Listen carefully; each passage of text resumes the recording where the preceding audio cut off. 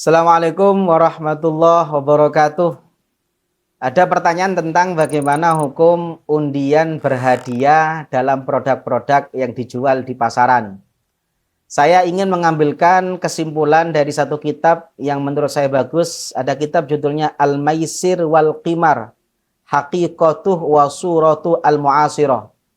Dalam kitab ini disebutkan ada 3 kriteria undian berhadiah dalam penjualan produk. Yang pertama, kalau hadiah itu murni diambilkan dari dana perusahaan, dari keuntungan perusahaan, tanpa kemudian meng-markup harga yang tidak wajar, maka ini ulama mayoritas memperbolehkan. Yang kedua adalah ada yang kemudian hadiah ini diambilkan dari markup harga. Jadi harga barang itu sebenarnya 1.000. Gara-gara ada undiannya menjadi 4.000 dan orang ini tidak akan mungkin beli barang ini kalau tidak ada undian tersebut. Jadi orang datang untuk membeli produk itu bukan ingin beli produknya, tapi ingin dapat undiannya. Inilah yang mayoritas ulama mengatakan haram.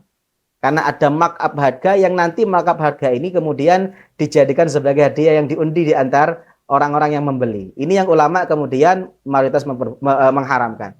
Yang ketiga, harga normal tidak dinaikkan dan kemudian ini diambilkan memang dari peserta, dari orang-orang yang beli, dari sekian harga itu kemudian dialokasikan untuk hadiah. Ini yang ulama juga memperbolehkan. Jadi intinya adalah kalau ada orang membeli sesuatu bukan karena ingin hadiahnya, bukan karena ingin undiannya. Saya butuh elektronik, saya datang ke toko elektronik. Saya mencari apa yang saya butuhkan, bukan mencari apa yang ada promonya, apa yang ada undiannya. Saya mencari mana barang yang saya butuhkan. Tapi ketika saya membeli, kemudian saya dapat kupon. Maka ini yang diperbolehkan oleh ulama. Karena saya membelinya bukan karena kupon itu.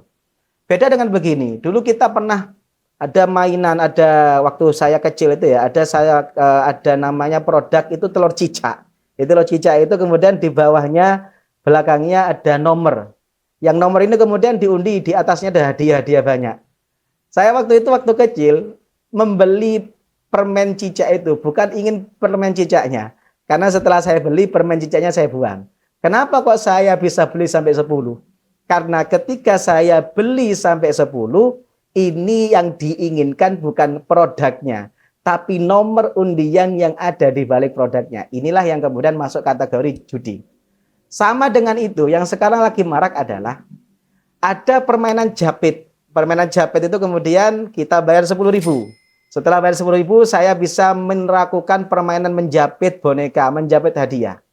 Ini yang namanya judi. Kenapa? Saya membayar 10.000 itu untuk sesuatu yang tidak pasti.